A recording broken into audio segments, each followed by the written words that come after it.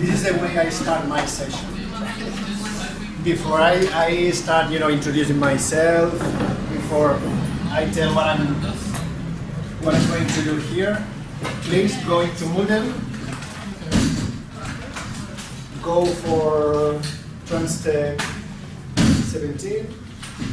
You will find different sections there, and as you already know, I will be the one teaching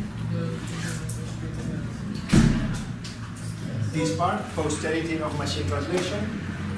Basically, to give you an idea, Martin, during the course, will be kind of the back-end guide, what happens in the engines, or how we generate engines.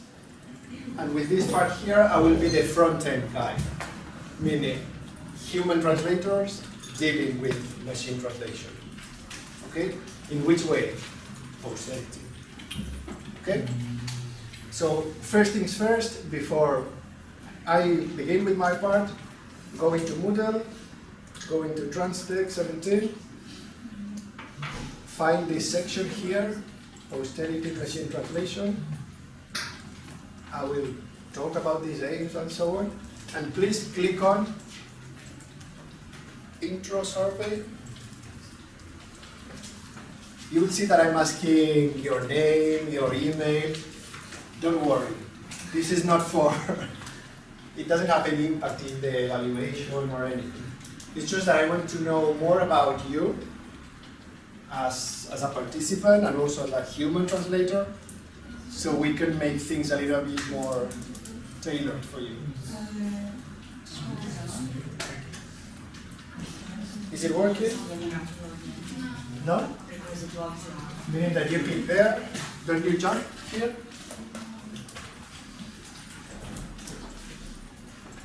For the ones, when you say it's not working, you mean that you cannot log in? The internet is here. The survey itself is working. I'm on my phone and it's okay there, but I can't get it. Okay, good idea. If you don't mind and you have data and so on, if you want to try from your phone, it's perfectly fine. But I guess we will need internet for the rest of the. For today, it's not super important if we don't have internet, but for the rest, we definitely need internet. Yeah, I think the servers here are quite slow. So Yes, so but we need to. the wireless is working flawlessly. So Yeah, but I can see that, some people are logged in okay, some computers seem to be... What do you think would be to try a different computer? Perhaps you can try it on this one. And we have some machines in the first row. Also, if, I don't know if it's possible, but if you want to bring your own laptop, if it's going to work better, I don't know, that's also fine by me. Because as you will see... I think right now the problem is just with the e-learning server, okay. where Moodle is running. There are a lot of people accessing it at the same time that It can be tricky, okay. Yeah. But as I said,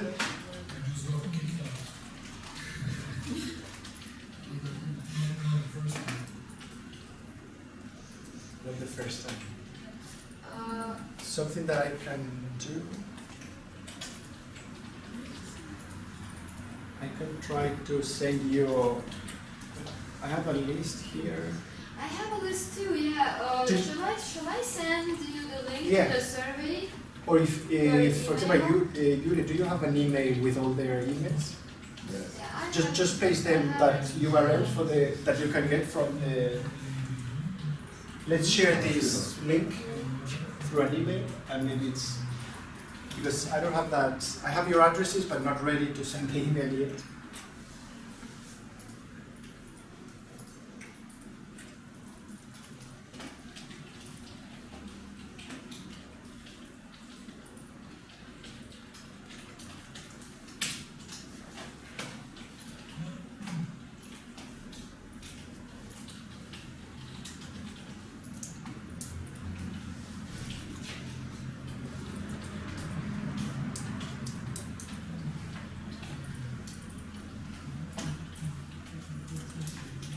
For the parts that are showing already in Slovenia, that's because I took it from That's auto-generated by Google, so I could not control for that.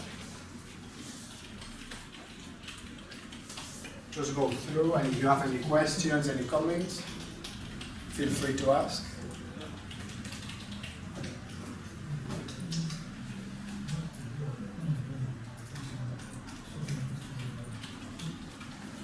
Did you get the link over there? I sent the link now to our mailing list, so I'm hoping.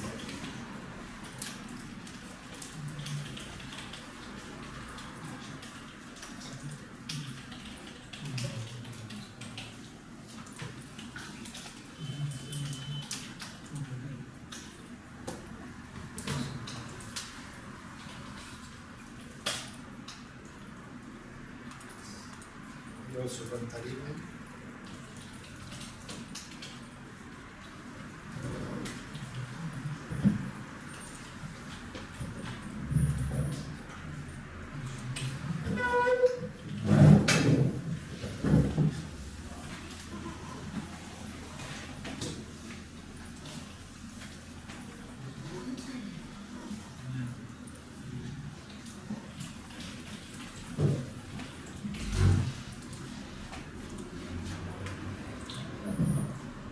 Obviously, for some of the questions you will find here, like in general terms, how would you self-assess your knowledge of PEMT technology?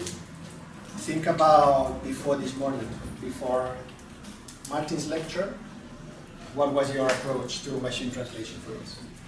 Okay?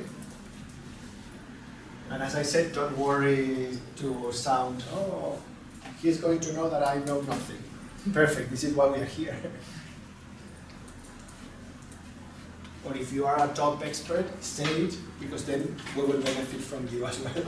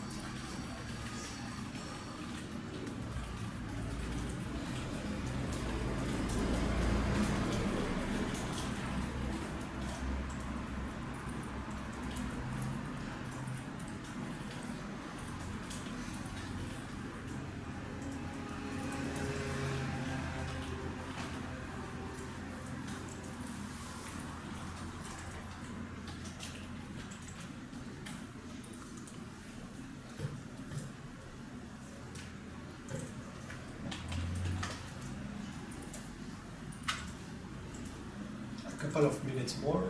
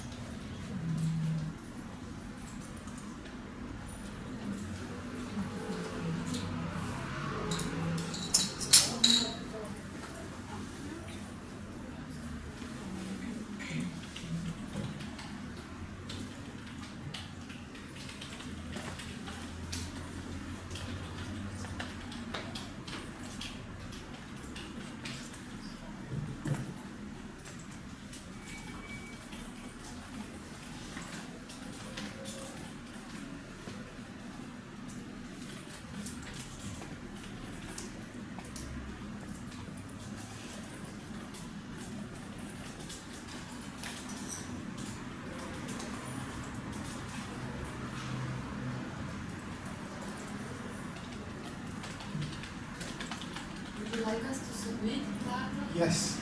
I mean, even us, or just Everybody, yeah. If you like, of course. Yeah. Everybody's welcome to click on submit. No matter if you are a student, an attendant, or yeah.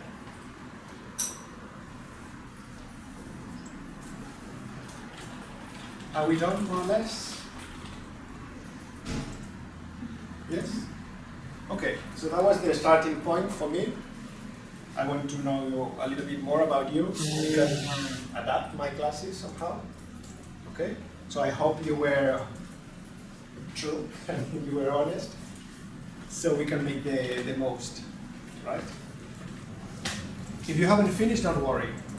Keep on reading, keep on answering, and try to catch up as soon as you're done.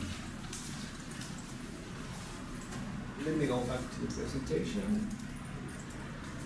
And as you know, first day, TransTech, I will be the person responsible for teaching you how to post-edit machine translation from the human side. Meaning, I'm a professional translator. I know what it means to deal with machine translation, how frustrating it can be, how wonderful it can be. Okay, so the aim of my workshop, which is today, Wednesday and Thursday, is going to show you what is expected from you as a human translator in the industry. Okay? And while we do this, we will see different workflows, we will see different tools, and we will try to learn more. Okay? Stella already said this morning, you can call me Barto. Nobody calls me this long thing. You can call me Barto. I'm based in Copenhagen. Currently, I'm a research affiliate. I used to work for them full-time at the Center for Research and Innovation in Translation and Translation Technology. Okay, but nowadays, this is just like 10% of my time. And normally, my life in relation with academia happens after 9 in the evening, because during the day, I'm working in the industry as a localization coordinator for connected fitness at Under Armour. Okay, my background, I used to work in academia, of course. I have a PhD in translation technologies. I did an experiment with traders from the cognitive point of view, using eye tracking and other methods. Okay, so that was just to introduce myself a little bit. I'm from Spain, as you already noticed from my accent. I'm from Spain, but I live in Denmark for a while. Okay, and I was not going to say this, but Stella mentioned it this morning. This is a little bit of self-marketing, but I'm not asking you to buy anything. Since I've seen this morning that some of you are master's students, PhD students, or you just like to live in the translation technology world, there is a book that I've co-edited with a very good colleague of mine from the Copenhagen Business School that you might find interesting. You don't have to buy anything. In 2 weeks, I will send it to Stella so she can put it in the library, and hopefully you can have a look at it. Let me see if it works.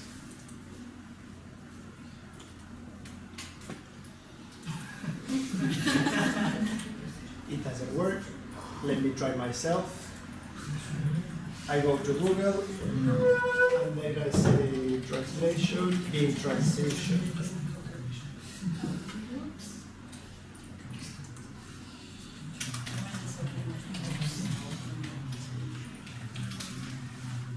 The book that I wanted you to have a look, if you're a master's student, if you're a PhD student, if you just happen to like what we do here, this book is coming in 2 weeks.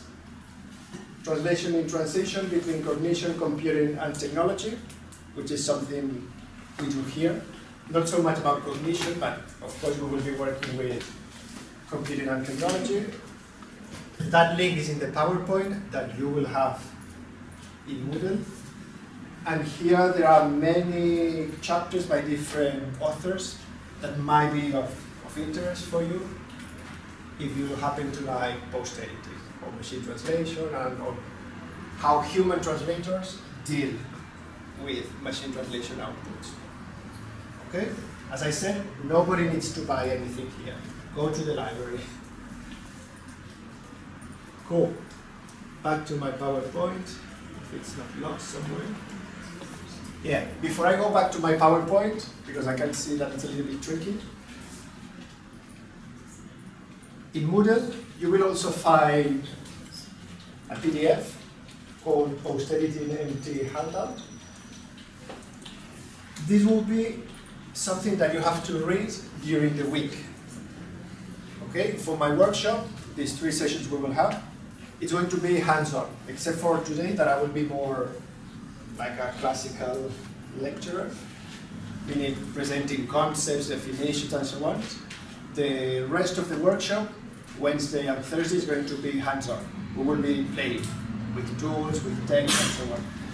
Everything I'm going to say today, and everything we will apply Wednesday and Thursday, is here.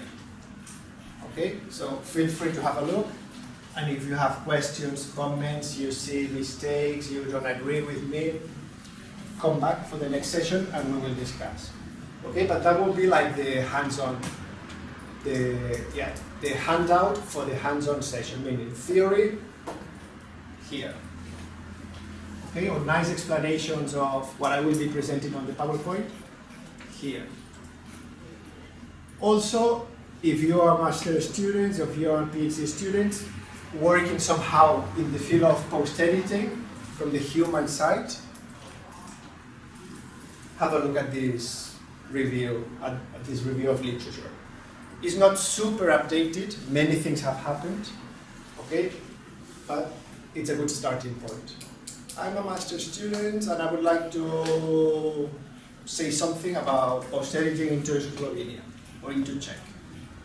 Of course, if I'm a master's student, I have to review some previous work. Have a look here. Okay? Also, you will get ideas on what should I research, what should be my research topic. Effort, time, quality. Okay? This is food for thought. Of course, feel free to make any questions you have. This is just, preparatory work.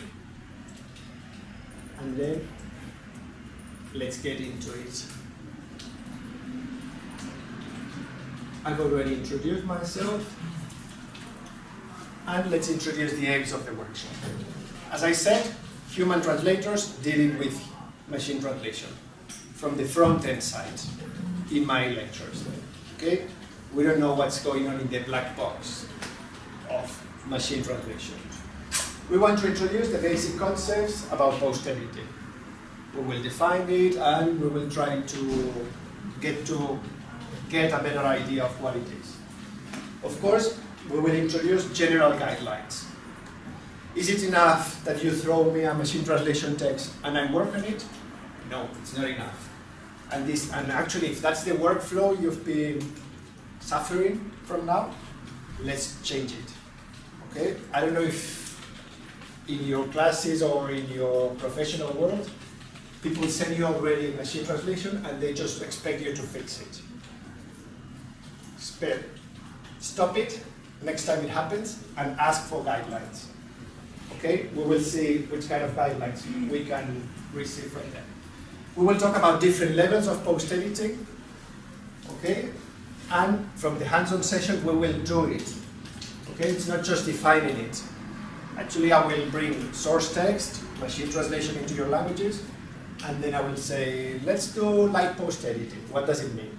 Let's do full post-editing. What does it mean? Okay?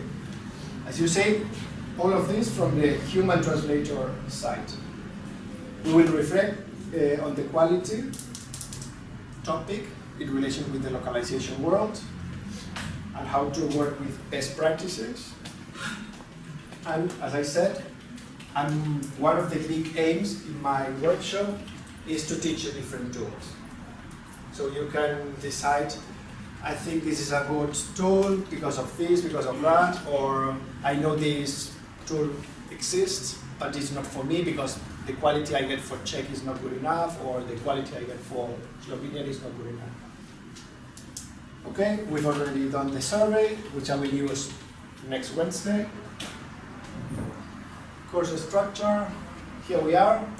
Today is just an introduction. As you see, at the end, we will do a very short exercise where we will work with text, just to be realistic from the beginning. It's very easy to say, machine translation, poor quality. Poor quality, come on. Let's take things from the beginning, and if things are not okay from the beginning, of course the final output is going to be bad as well. Okay, so this is what we will do today. Wednesday hands-on and Thursday hands-on. 3 questions we will answer during the workshop. Why should I learn to post-edit machine translation if I want to be a human translator? The answer is easy, because you will have to do it at some point. I mean, you won't have to, but why not having it in your toolbox?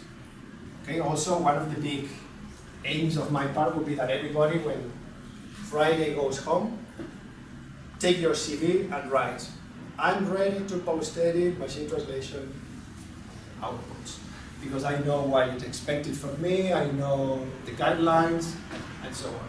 So it would be a good idea for you to improve your employability. Okay? What is expected from me, and which tools could I use to post-edit? Okay, so the bottom line will be, this is a good opportunity to improve my profile and be a better professional translator. Okay? Back to 1992. Were you born here? Yes. Oh yes. Okay. This is the beginning. This is the beginning, but it makes sense. Because sometimes, you know, talking about technology, talking about machine translation, talking about human translators, we don't know where to place ourselves. Okay, so we have this Hutchin and Sommer graph, which is very popular and useful.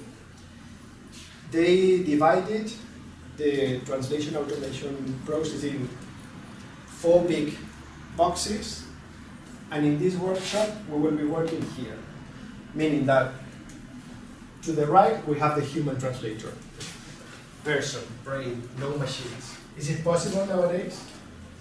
Yes, depending on the task.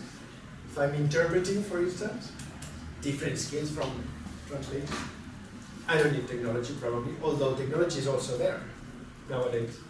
Here we have a person with no computer. On the left side, we have just computers. No people around.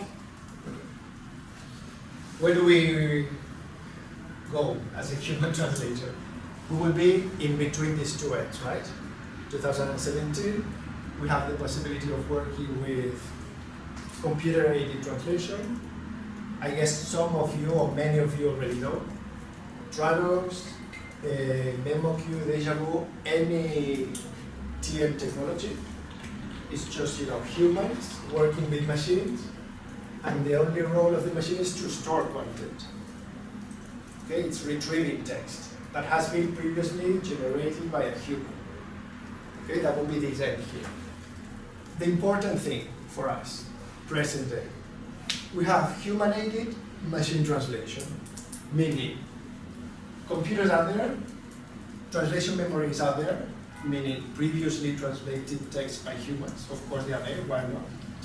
But then, that scenario where we used to translate from scratch is gone, depending on the institution. Of course, maybe we have it.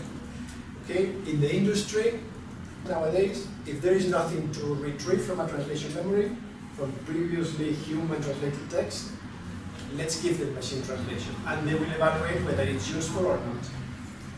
Okay, that will be the scenario here. Humans working with machine translation, normally at the end. Although, as you will see with Martin, nowadays it's not that exclusive that human translators work from the beginning, meaning that they are involved in the creation of the MT engine. Looking for the right text, looking for parallel data, looking for quality text so the output is good enough, etc. Okay? But In my classes mainly, we work at the end of the process. Things happen with a machine, TMs, machine translation, or translation memories combined, and we are supposed to deliver final quality. Okay? Top quality, medium quality, we will see. Okay, some facts about machine translation. Something similar to what Martin said, but from the industry side. Okay, now, let's say that Martin represents academia, now I represent the real world, the industry. Okay? The real world is meaning in a positive way, or, I mean, nothing against academia, of course. Okay, so machine translation should be understood as a means and not as a goal in itself, because it enables different forms of communication, thanks to all the devices and all the technology that lives around us. We all have smartphones, we all have wearables. I don't know how many of you track your steps every day. No. Some people do. Okay, technology is there. Probably there we have an interface that it's content that we can localize. How many of you have a Twitter account? Many of you. Okay, there, why not providing machine translation for that kind of text? How many of you use Facebook? All of you. And have you seen the link C translation that they provide you? See that all of those are use cases for machine translation. Are you terribly angry because someone clicks on C translation for that Facebook post and they say, no, they didn't call me, I was the one to translate that. Do we want to translate that? No, that's machine translation. That's a perfect case for machine translation. Are we angry because we are human translators and that process is there? No, the contrary. That enables, global communication, more knowledge, blah, blah, blah. Okay? So machine translation is our friend. It's not an enemy. Actually, it's going to give me more job opportunities. And things that happened aside from human translators, let them be perfect. Okay? After 60 years of research, way more, but at some point we need to say this is the real useful starting of machine translation applied to the real world. There have been many ups and downs, many projects that were successful, many projects that were not that successful. I think we've reached a point, and you've seen it in your everyday life, in university, if you're in the industry. Machines are already delivering good enough content, and now you can raise your hand and say, that's not true. Of course, it will depend on the language pair. It will depend on the topic of the text. It will depend in many things, okay? But this is something we need to consider. Machine translation has reached a level, and the hope is that it will get even better with neural machine translation, one of the questions in the survey you've answered. Okay, so why not taking advantage of this? Okay, and you will also have people in the real world saying, why don't we all learn English and forget about languages? What's the point of all this? Businesses need to speak the language of the customer. Okay, they have to, by regulations, and because it makes sense. Okay, as I wrote in the next slide, if we are in a business meeting, of course it's perfectly fine that we all use a lingua franca, which is going to be English. But then I want to go home and revert to my own language. Okay? We all cheer in our own language, we all tweet in our own language, we all Google in our own language, we all gossip in our own language. Okay? All the communication scenarios that you can think, those we want to do in our own language. And those provide opportunities for machine translation integration. Okay? All of this data comes from the Taos Machine Translation Report. Okay, 54% of the non-English speaking users use MT at some point on the website. Okay? We will see scenarios where this could happen a little bit later. And it's estimated that 3/4 of the users, your mother, your sister, your father, who maybe are not a linguist, at some point, they have been playing around with machine translation. Just because they know the option is there, let's click. Okay, so that possibility is there, and again, that's something we need to consider also from the human side. Those pieces of information I've been given, first one related to society. Okay, all of these, sorry. These 3 points I wanted to link into society. Are we linguists? Yeah. Do we live in a society? Yes. Those 3 points I wanted to relate to the internet. Are we linguists? Yes. Do we use the internet? Of course. There we are. And these 3 pieces of information relate to us as human translators working for the language service providers, meaning the translation industry. Okay? We've talked about tweeting, we've talked about clicking on a website, and okay, here I can have a machine translation generated text to see what they say. Let's talk now about me as a professional translator, the impact of machine translation in my everyday work. Post-editing of machine translation output is likely to replace translation memories. They're already saying that. You, all of you, or some of you have been at university, right? And I'm sure that translation memories have been like the center of your training as a professional translator, at least in the language technology course. The main topic there was translation memory. We had to learn Trados, we had to learn MemoQ, we had to learn that technology, right? And that has been the case for more than 20 years now. And it's perfect that you have that background. Everybody needs to know how translation memory works and how to use computer-aided translation software. But the prediction is that in 5 years, 5 years, take it, little bit loose, probably there is no point in feeding translation memories given the quality of the output that we can get through machine translation. This is just a prediction. And the hopes are in neural machine translation. Okay? This is just to give you the information. We saw, if you ask me when I was a student, was I ever trained in post-editing machine translation? No. The aim of my courses there were learn Trados, learn Deja Vu, learn Transit, the central topic was you have to learn how to work with translation memories. And that was the kind of automation that was there. Since 2007, machine translation get into the class, and we need to know about it somehow. 2017 today, we will see each other in 5 years, and let's see what's the situation of this lab here. In terms of the use they give to translation memories, and the use they give to machine translation output. We will see. Okay? Again, from the translation services providers, or the language services providers, it's not that, of course, depending on the language pair, and here you can say, for Czech, I never got any jobs involving machine translation. As I said, I work into Spanish, which is my language. Given the quality of the output,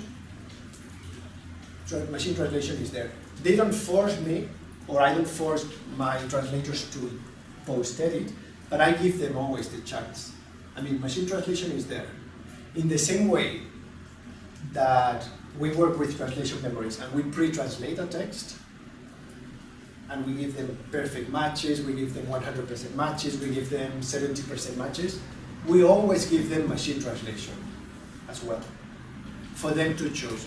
Okay, here, now I have to evaluate, is it more useful for me to click on the machine translation and work on it, or is it more useful for me to click on the translation memory match, meaning human quality, although it's not a 100% match, and edit?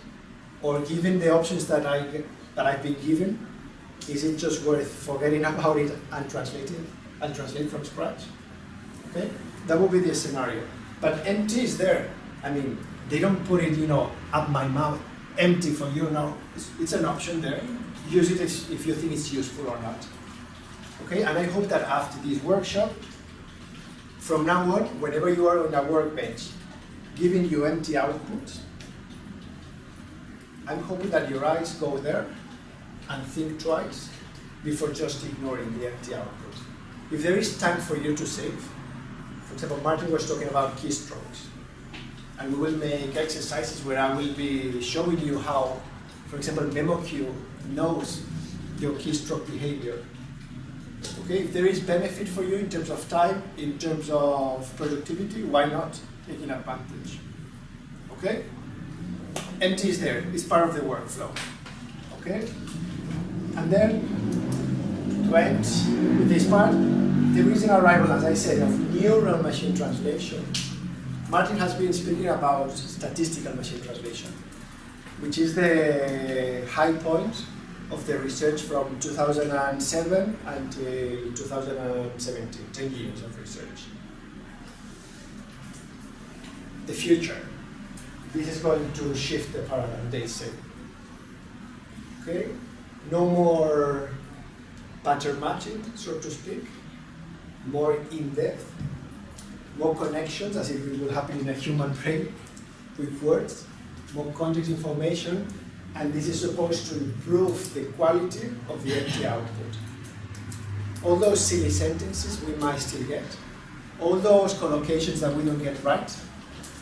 Engineers working in this field, the neural machine translation, they claim that those issues are going to be something of the past. Okay? So why not keeping an eye on that? You will see that in the survey you've answered, I've also added a question saying, have you ever worked with an adaptive empty system? I don't know your answers yet, but how many of you have ever worked with an adaptive empty system? He has worked, he has worked, he has worked. You already know more or less? Okay, this is also another approach to machine translation from the human side. Normally, we have a text, we give it to the machine, we get an output, and the automation is gone, dead. We have our check text, machine generated, and then we work from there. Okay? Different approach in adaptive MT. In an adaptive MT, we will see an example now. As you post-edit, the system is going to rethink the output, meaning things don't happen post-mortem, so to speak. Based on my behavior, meaning on the keystrokes I press, the machine knows, oh, he's writing when, I'm going to rethink my machine translation. Okay? So maybe, thanks to that online thinking, the output gets better. That would be the idea. And actually, think about the future. SDL traders know that they need to make business. I mean, 20 years ago, SDL traders, they were the king. We sell translation memory technology. That's perfect, and everybody needs to contact us. Of course, they were competitors, but they could make business. They could make money out of machine translation. No, translation memories, full stop. Nowadays, of course, they know that statistical machine translation is there, and they give you the option to plug your own systems into Trados, or they give you the option to use their own empty engines. Okay? So they know that machine translation is the business case now. If they don't offer machine translation, probably they are not going to sell any more licenses. Okay? Maybe from university, where it's still enough just to talk about translation memories, but from the industry, if I need to call SDL Trados and say, I'm thinking of buying licenses, and say, sorry, but we don't have any plugin for machine translation or anything. Say, okay, have a good evening, because there is no future there. This is why they'll say, of course, we offer machine translation as any other competitor, but we also offer adaptive machine translation.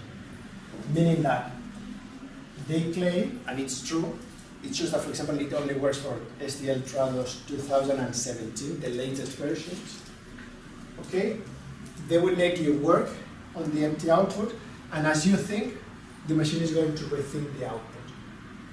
Okay?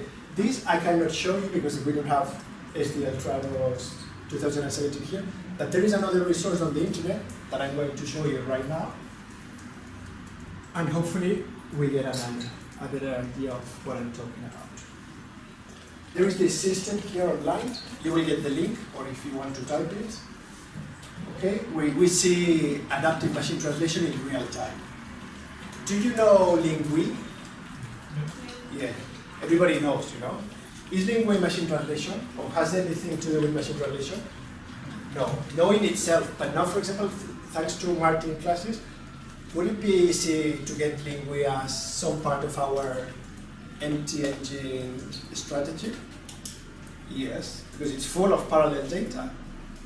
Of course, it could be, actually, Lingui happens to be just like a translation memory that we show on an interface. Source, target, source, target. Hopefully, human translation quality at the end. Perfect always, not always, but it's bilingual data.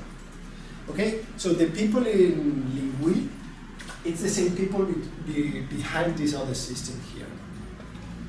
TPL.com translator. And as I said, it can assist empty systems to produce more relevant output while translators are working. Things happen online. The traditional post-editing scenario is that things happen offline.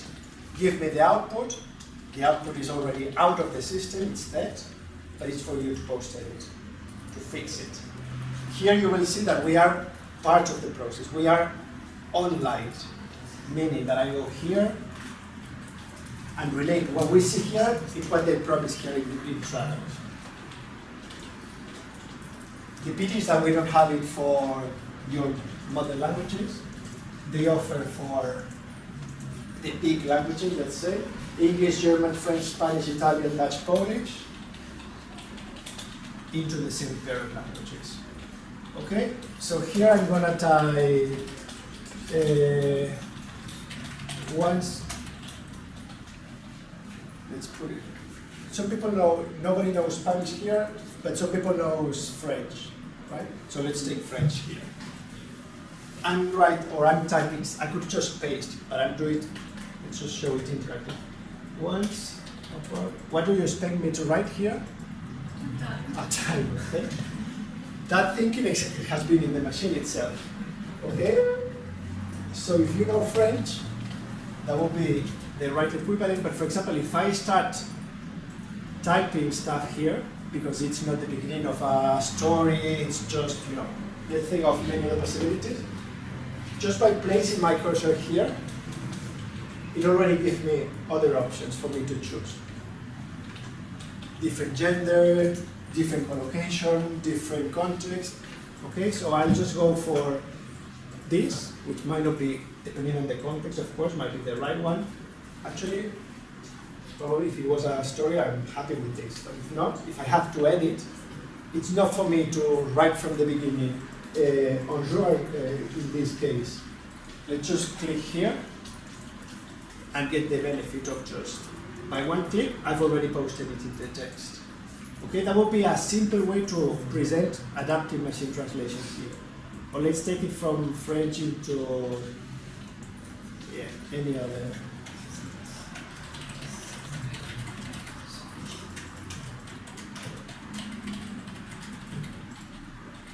Any Germans complaining about the output?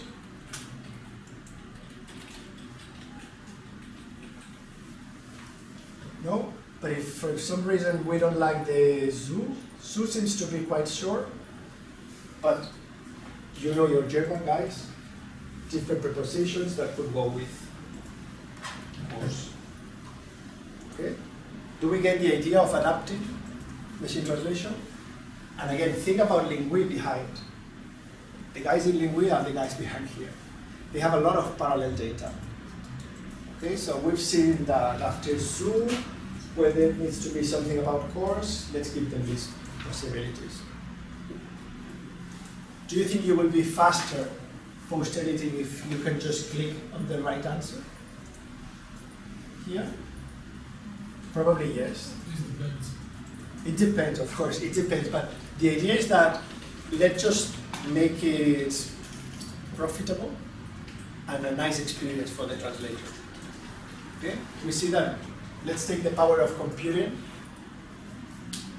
to benefit, to have a better life as professional translators. Okay? So that would be just like a very small case to talk about adaptive MT. And this is part of my presentation or my introduction to post-editing of machine translation. Guys, keep an eye on this. In 2 years, if we meet again, this is going to be the everyday life. Probably those post-mortem cases for post-editing, where the raw MT output is dead, will be gone as well. I mean, if they are integrated in a machine translation workbench or in a computer-aided translation workbench. Yeah, question? Do you want to mention LILT in this context as well, or is You could mention it. okay? Yes. Has anybody of you used LILT service? Okay, that's a bit similar to what we've just seen. It's also an online service where machine translation is in the background. It works a bit different, as I understand it. You give it an input text, and then it produces the machine translation options in the background, but then it lets you start typing your translation, and after you have started typing your translation, it makes suggestions on how this could continue. So it's predictive in the sense that it has different options in the background, but it lets you start. And only then does it give you suggestions for that might help you to. So it's a little bit similar to when you type words into your mobile phone and the system suggests the rest of the word. But here, because it has the input text, it can suggest the rest of the sentence. Yes. Are we talking about 4 years ago? I was part of this European project. You can see the eyes of the person here. That was an experiment. And in this case, we have source English, Spanish target, and you will see that as they type, the system is going to change. I mean, it goes fast, but for example, yeah, I'm placing my cursor after this verb, probably because I don't like this preposition. Let's see what happens there. As I type, things should change in my output.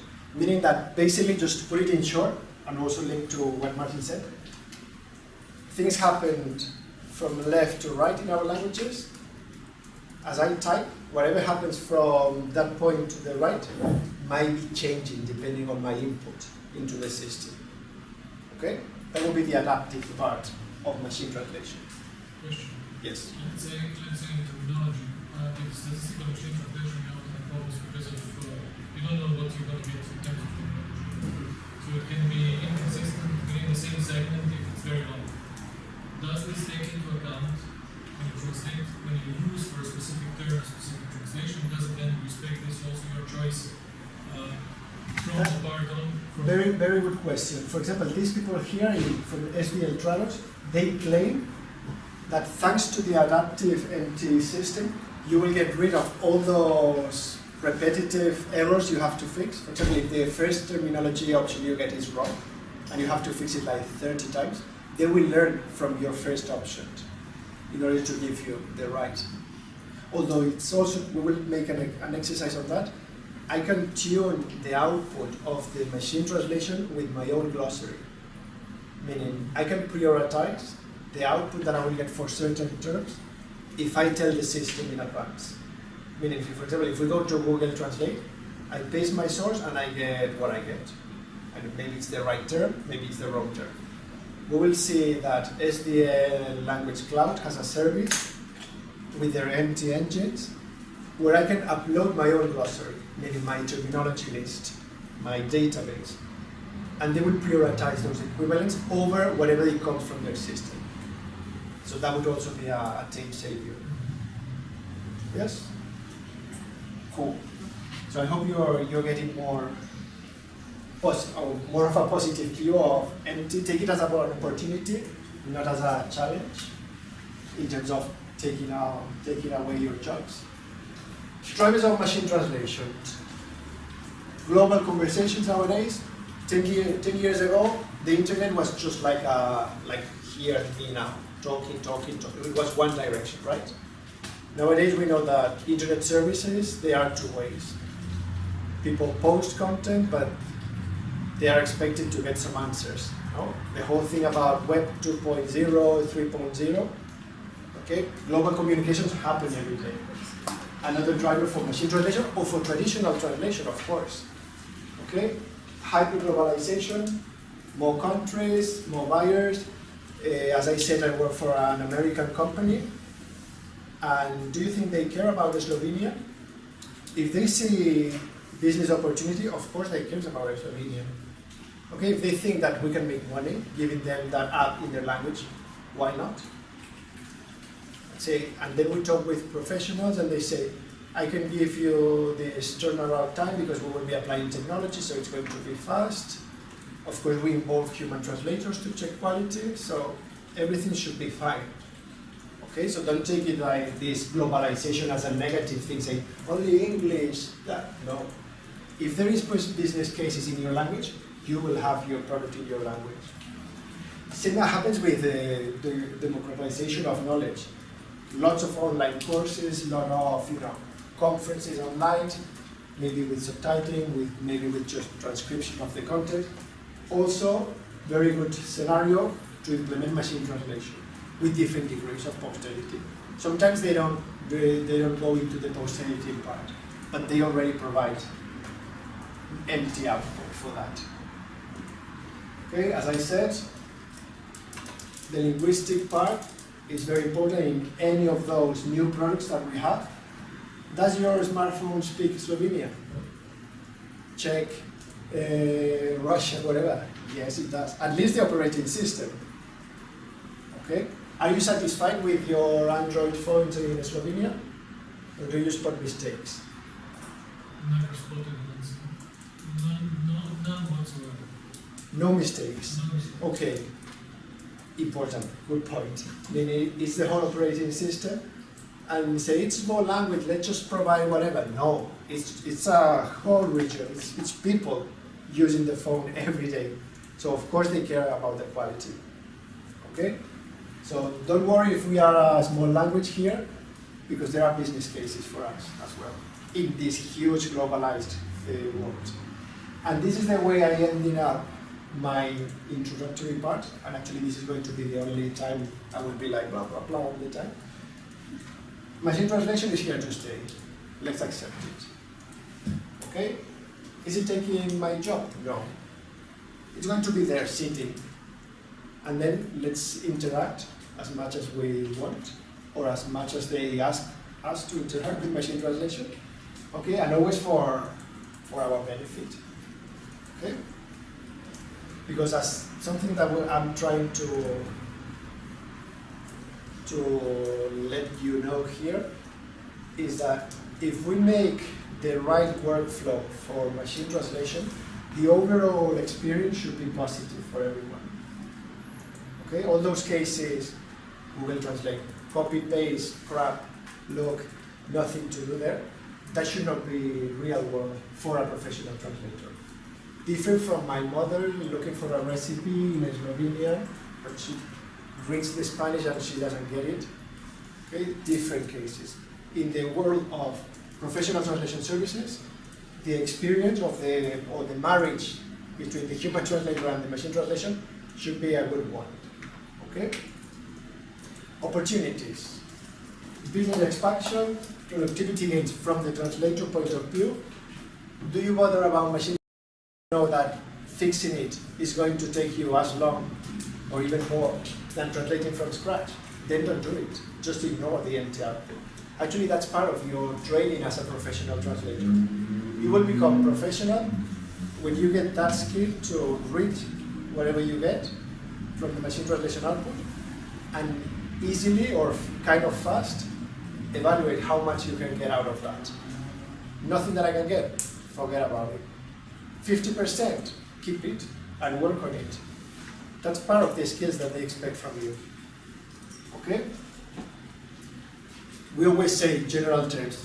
It's bad or it's great, always. Okay, which was the language pair or which was the content type. Give me that information, because then I cannot make this wonderful sentences or these wonderful claims saying it's perfect or it's crap. Always be critical, saying what was the language pair and what was the type of content. Okay? Those will be the opportunity. Challenges. Of course, I'm not Mr. Wonderful today. There are some challenges, of course, but let's be realistic. Okay? And use those challenges for our own benefit. False expectations.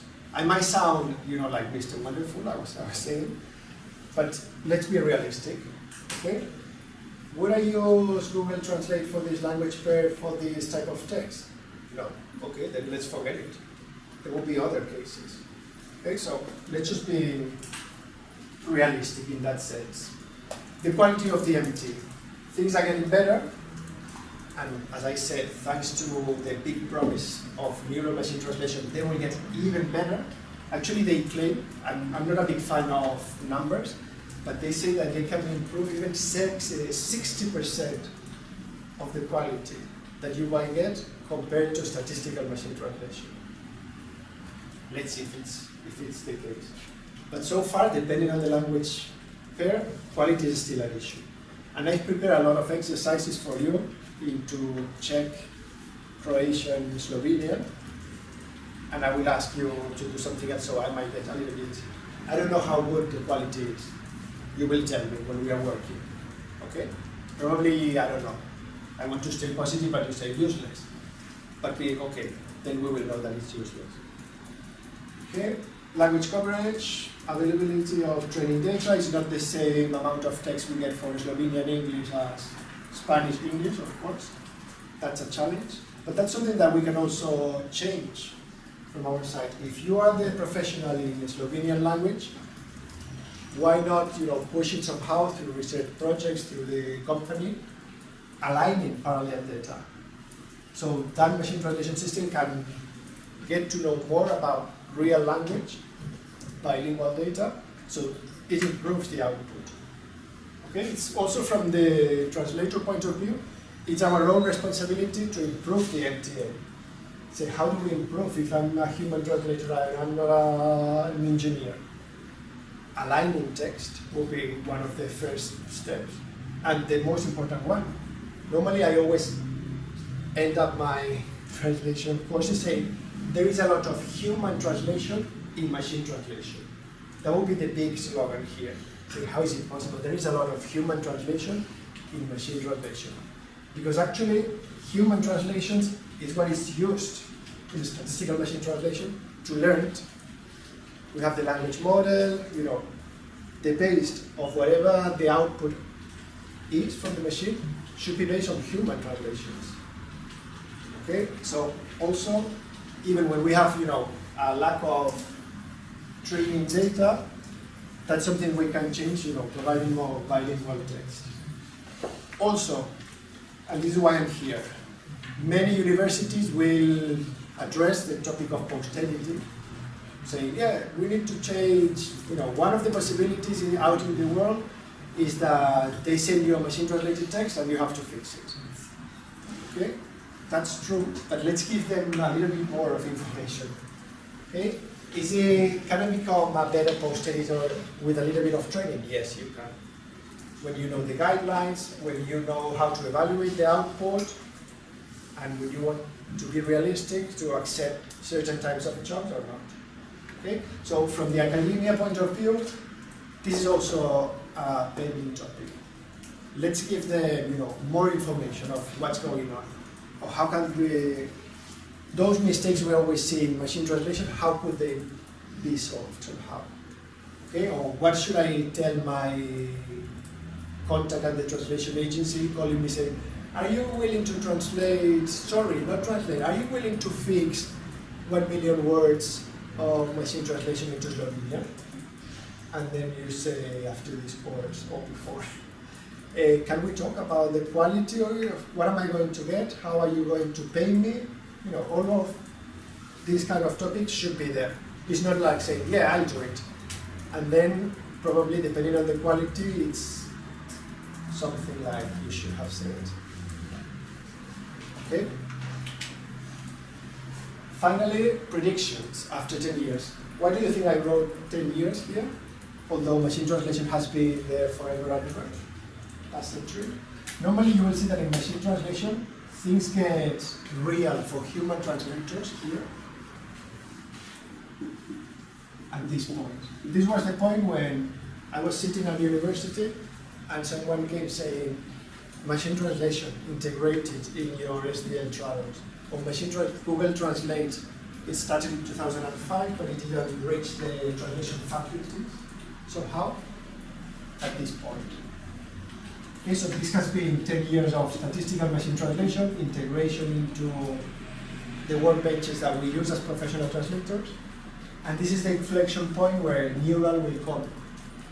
Okay, so the predictions are that neural MT will improve the output. Okay, they will offer, they say that it's going to be more, or it's going to be easier for them to provide more language pairs. So probably at European institutions, the responsible for machine translation, please keep an eye on this, because that will be a good way.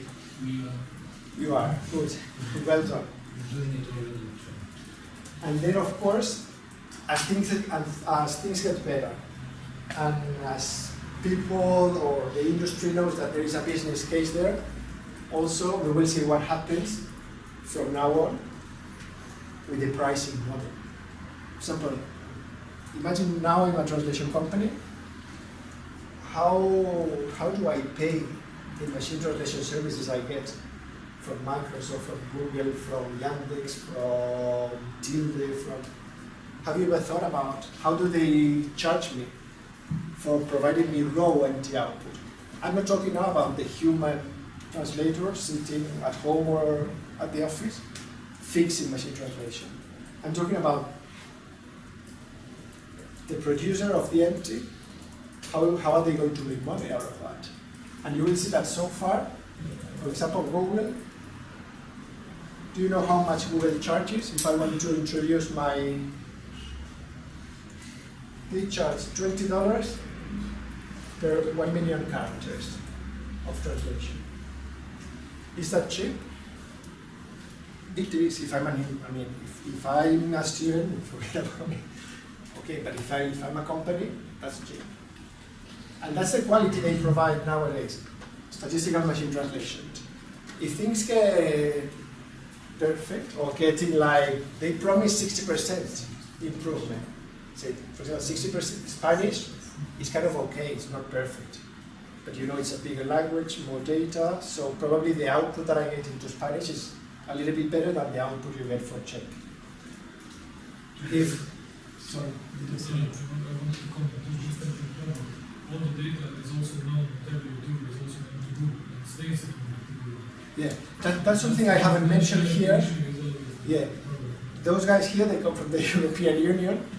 And of course, you know, I haven't mentioned it here, but another big issue, or another big elephant sitting here in the room, is the confidentiality. Okay? Any text we paste into an empty system, every text that we upload into an empty system is not private anymore. Okay? Google knows everything. It's innocent that you go to Google Translate and paste your text there. Or it's innocent that you go to Google Translate and paste an email that you have received. They have your text already. Okay, so sometimes when we are working with clients that require, you know, like confidentiality, that would be one of the cases where, which is the MT engine we are using. We're not going to go to Google Translate because I've signed a document saying your document is private, no one except me as a company and the translator will see, blah, blah, blah. If we paste that text into an empty engine, we are breaking that confidentiality agreement. You might think, Google, do they care about that text? Be careful because they know everything. And those sentences we are pasting nowadays in an empty engine might show up at some point as part of a linguist thing that in 2 years' time they develop. So yeah, that's a good topic. Okay, we are talking about here about publicly available systems. But another reason for generating your own MT engine will be to make sure that your text, that confidential information, remains within your limits. Okay? And I'm sure all around the world that there are many companies signing confidentiality agreements with the clients, for Toyota, for Under Armour, for everyone. And on the site, of course, they send millions of characters to Google, hoping that nothing will happen. Maybe that's a surprise that we will get at some point. All those texts we paste for Google, they might show up at some point somehow. Okay, so that was just to give you an idea of how. Yeah. That was just to give you an idea of that translation company sending me machine translation output for me to fix. What have they been paying to Google? In this case, $20 for 1 million characters. Is it expensive for a company? No. Is it good quality? It will depend on the language. Good, medium quality, cheap, why not? Let's give the output to the translator for him to evaluate whether it's worth or not working with it. Okay? That was the case for, you have a question? Are you picking up or taking up this confidentiality topic again? Because No. otherwise, You can say, I would like to mention that building your own MT system, for example, with Let's MT, does not solve the problem.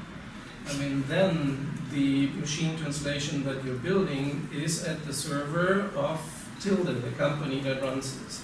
If you want to have a confidentiality, if you want to have a secure environment, you need to build the system on the server of your own company. And only then I can thought you you... were going to recommend your company. That's not the reason why I'm here. Of course, we can also and we even in Switzerland. Just to get this very clear, I think then you really need know-how from people who make sure that as soon as you're sending something to the translation system, that server is not in the United States, it's not Amazon server, it's not a Tilde server, but it's a server in your own company. That's the only way of ensuring that your translations are not leaving your company. that's true, yeah. Meaning that probably we will have like 3 degrees here. We have Google and we have Microsoft, meaning those systems that we paste text or we integrate into our CAC tool. Then we will have people like Tilde, smaller people, probably they say, we won't use it because we will sign up, but it's true that the server is not your own, you're sharing.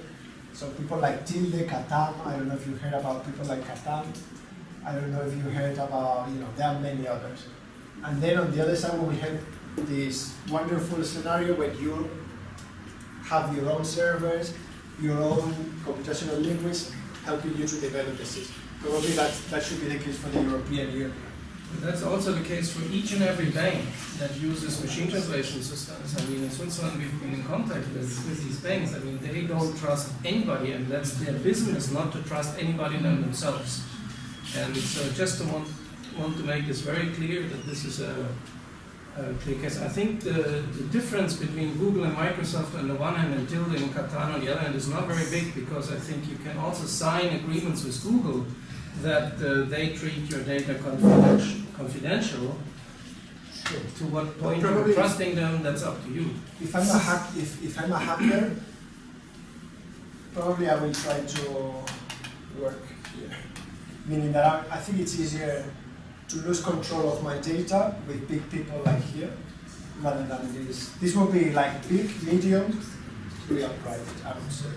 But yes, of course. The big people, they probably know very well how to protect your data from other data, the Google and Microsoft. I'm not sure if Tilde has the same competence in protecting your data from hackers.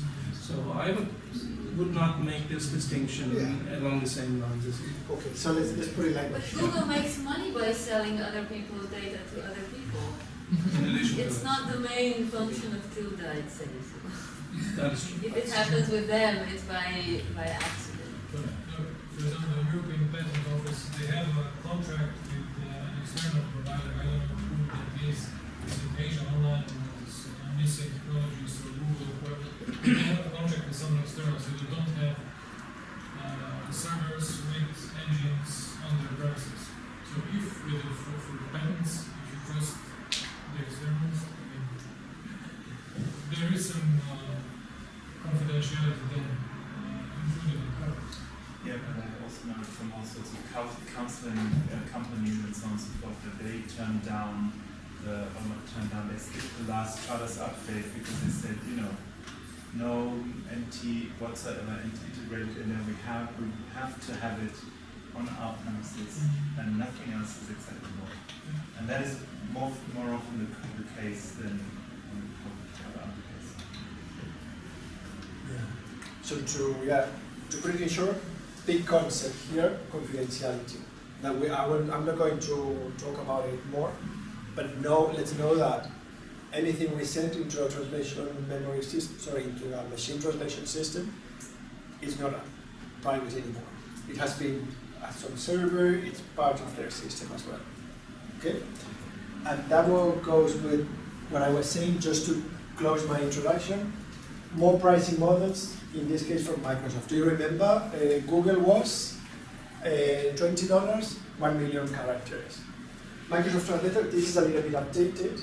It's not true that it's fully free now, but they were offering 2 million characters for free. 4 million characters, €30. That's nothing. And sometimes the quality is good enough, so let's take the advantage. Okay? Of course, this is for companies. This is not for human translators working at home. Okay? Unless you think that you can make a lot of productivity gain, why not spending €30 and having all those millions of characters? But of course, probably you work with a big language. Great. I'm going to stop it here for this part, and let's do something important. I didn't reach the point where I was defining post-editing, but that's the first thing we will do Wednesday morning. But I'm going to make you a question. Wednesday morning, yes, tomorrow. Why do you think we talk about post-editing? Why post? Do we have a pre-editing somehow?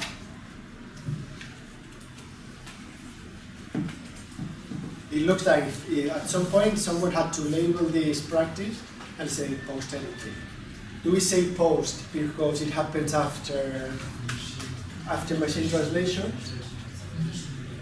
So that would be one way of looking into the term itself. We talk about post-editing because things happen post-machine translation. Has anyone heard about pre-editing text? So they are more machine translatable? It can be trimmed from, I don't know if it's a website, so trimmed from those text or something that isn't language can be pre-editing. Probably you're talking about formats, so it becomes more. I will talk more about the content itself. Don't you think that it makes sense that we produce text, since we know that machine translation is going to be there as part of the workflow, doesn't it make sense to create friendly machine translation text? Exactly. That was the big topic. We will see also from Wednesday that it makes perfect sense to clean the text somehow, to pre-edit the text somehow before we give it to the machine translation. Because we will be reducing the number of errors we get in the machine translation. Okay? Don't we then put away something from languages? They are not that rich anymore. That's true, but of course let's think about text types. We want to be rich in many fields, but if we are, let's say that we are machine translating patents, kind of boring text, why not controlling whatever we have there as a source text in order to improve the quality of the output? So it's true that we are not going to control any source text But in some cases, where we are there from the beginning, I mean, we are not just getting the posterity text, or we are not just getting the machine translated text. If we are there from the beginning, and I know that it's for my own benefit, why not let me have a look at the source, so I can reduce ambiguities, I can reduce errors, in terms of typos and so on. And we take it from there, we give it to the machine translation engine, and then we post it.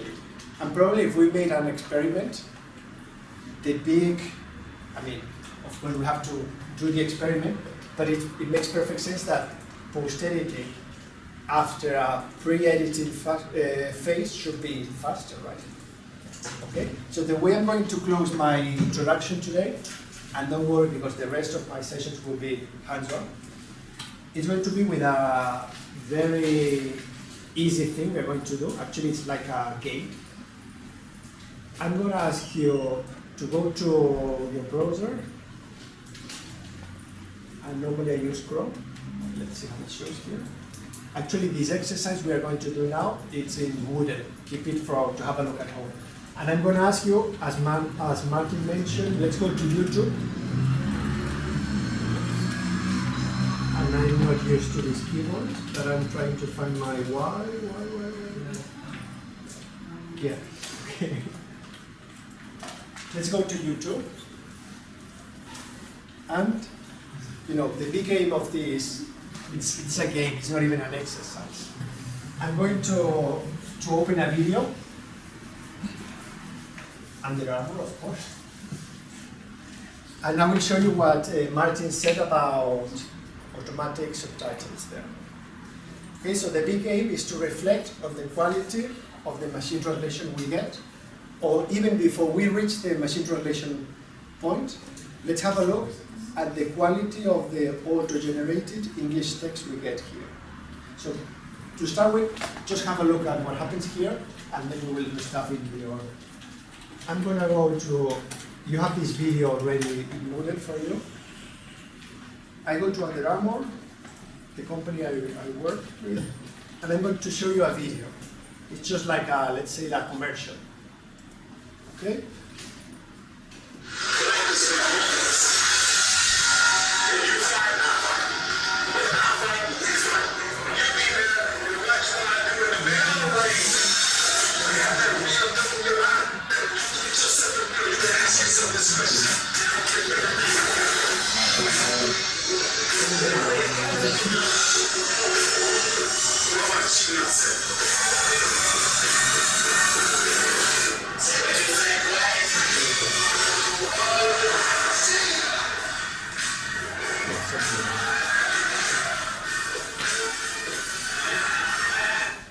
Now that you back to the beginning, just watch the video and listen to what they say, okay? And then we will think about what's going on.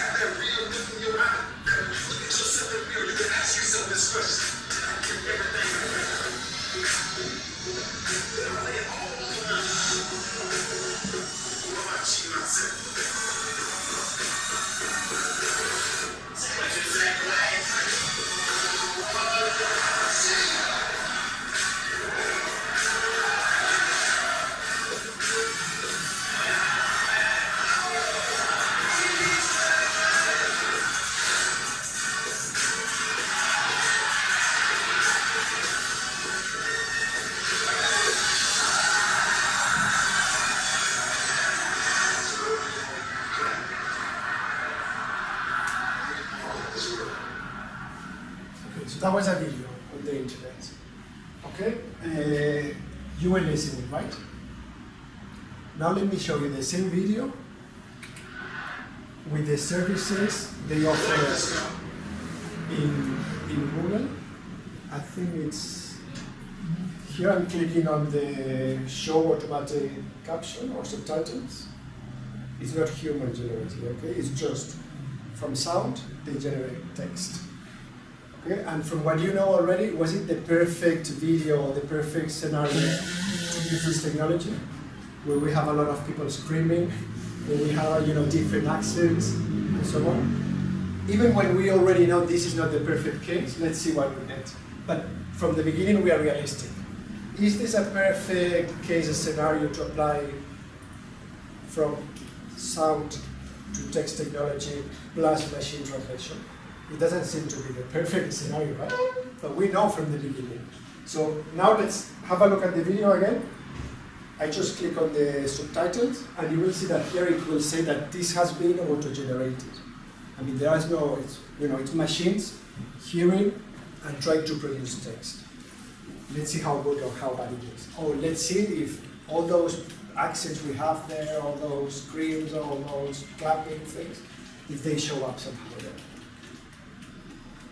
So let's play.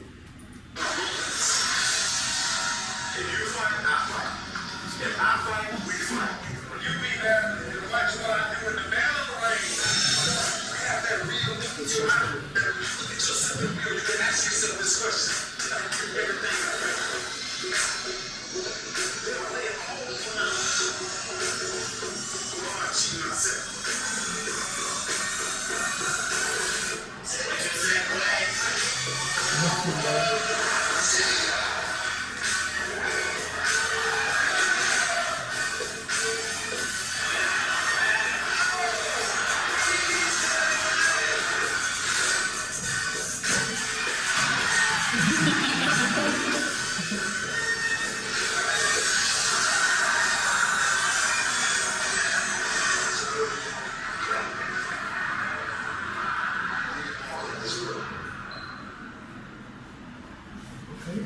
So that you've seen that was auto-generated. Mistakes were there, for sure. What happens if we ignore the text, the auto-generation, and we say, let's translate it? Okay, here I will go to settings. Here I hope it says translation, right? I click. And then I show, here it says something about personalized. What does it say here in Samodini Prevo? Automatic translation. Automatic translation. Okay, let's go for that. Basically, Google technology is taking that English auto-generated text that I can show you now. I will show you how they transcribe.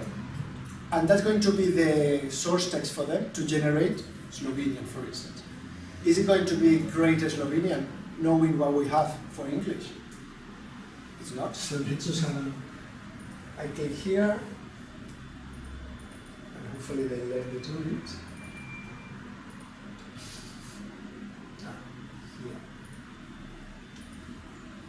Here look for slow something, right? S. All these languages are Google Translator. You know that YouTube is part of Google, so Google Translator is part of this. Slovenska.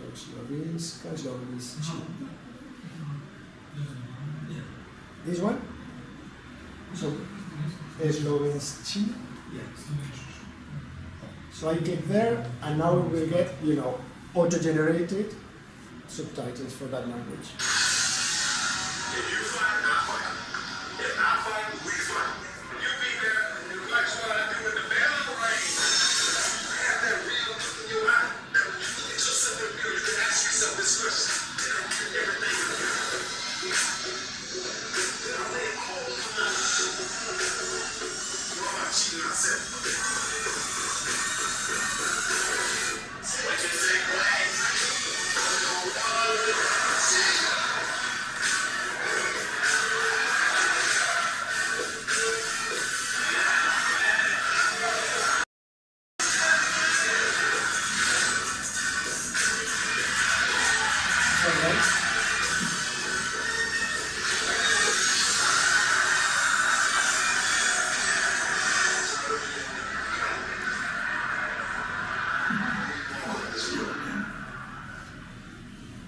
Was it terrible? Yes. Yes. But we know that things were going to be terrible from the beginning, right? Because the English was already bad. Okay? So, last thing we do with this exercise, just, do you think that it would be useful, knowing the scenario here, to work on the English first, before giving it for machine translation? Yes.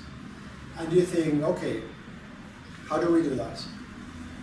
You know that many of the videos in YouTube, we have an option here, mainly targeting audio, let's say accessibility. They give you the transcript of the video. Right? So if you click here, I think the first option says transcript. The second one says transcript, so I click on transcript. And here we have a first row of the English text. We know for sure that there are errors. I mean, they call it transcript, but you know, it's automatic recognition, right? So there will be language errors. Text is missing as well. You know, sometimes people were talking there and there was nothing because probably the accent was too American for their system. Would you agree that we could take this text, pre-edit, no mistakes, adding whatever mistake, and only from there we take the post-editing process again? Clean English text, we go for machine translation, and then we post-edit. Would you agree that that is going to make things easier? Or would you agree that this is a smarter way to work with machine translation? Yes. If that was a business case, you know that this is just, you know, an offer, a service that they provide to the user. But the first, I mean, the idea of this first exercise will be that we've seen that things go wrong because they have to be wrong, because the source was already wrong. Okay, so here, if you like, you don't have to do it, but if you like, because it's already late. But Here. it's still not very effective. I mean, it takes you a lot of time to pre-edit, and then you have to post-edit, and or if you pre-edit like very well, then the result will be perfect. Did you say it takes a lot of time? Good question. But imagine I'm the one, you know, I'm now in the industry side, and this is going to be translated into 24 languages. Does it make sense for me to spend a little bit of time in that English before we go into 24? So my problems don't multiply 24 times. That would be also the case. Of course, if it's just me English into Spanish, maybe the quality of the MT output, why not doing it from scratch? But think of, you know, let's think a little bit more big numbers here. Into 24 languages, does it make sense to fix the English before we spread all those errors? Okay, so that will be basically the aim of this exercise. We take the source and we clean it. And then when we have a clean English source, then we start with the machine translation and the post-editing part. Okay? That was just the aim of this introductory, this intro, so to speak. Okay? Question? No, just comment, adding to this thing. Yes, of course, if you want to eliminate errors, then pre-editing is probably a good option. But I think what one has to keep in mind is that if I pre-edit a German or an English text, it does not mean, well, depending on the language pair, you might introduce even problems, right? So not every English or German problem or complex sentence is a problem for each other language, each other MT system. So True. I mean, yeah, of course we have to think about language pairs and so on, but for example, if we forget about languages and we avoid any possible metaphor in a text, if we can eliminate, of course, depending on the text, if we eliminate spelling mistakes, which could be a source for bad output, and we eliminate ambiguity in the English, regardless of into German, Spanish, whatever, we should be in a better position at least. That will be the whole thing about pre-editing and control language that we will see also on Wednesday. Yes? Okay, so that was my first, as I said, my first theoretical part in this course. I have concepts to introduce during the rest of the sessions. We have to define post-editing, we have to define guidelines and so on. But they will happen as part of exercises. Okay? Cool. So see you tomorrow around, and as part of the workshop, we will work again on Wednesday. Cool? Questions, comments? No. Can I say one last thing before we leave? Just to make sure that we are ready for Wednesday. I'm going to show you a slide. And and I know that I'm 9 minutes late, but we started a little bit late. I'm going to ask you to do something that it's going to be on Moodle as well, but just to make sure that I'm ready for what I want to do on Wednesday. It's this one here. Can we all do this? Not now. Just take your notes and you can do it at home. On Wednesday, we will work with this platform, crowding.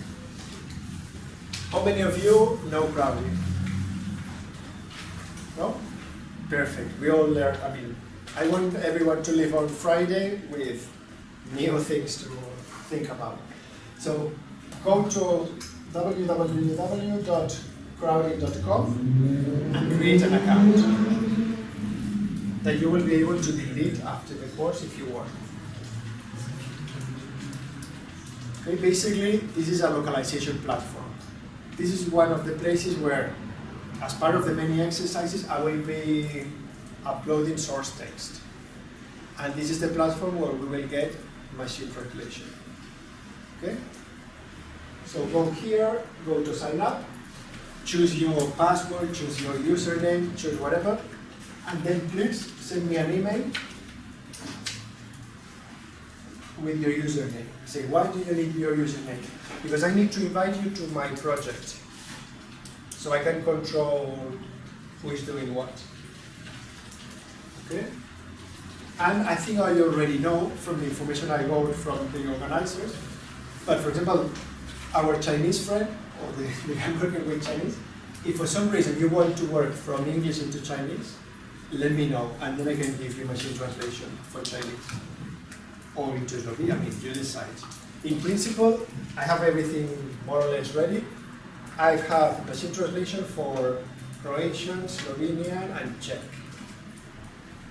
Then I have German, I was thinking of some German. Then I have German, Spanish, French as well. Serbian, okay. That I didn't know. No, it's but that's perfect. When you send me your email with your user, remind me that you would like to have Serbian. Okay? It's okay, I think it's okay. I have to check, but I think as part of Yandex, they can have Serbian. Okay? That was the last thing I wanted to say. So please, it doesn't have to be right now. Even tomorrow, at some point, send me an email with that information. Okay? So we are ready for Wednesday. Thank you so much, and see you around. Thanks, bye.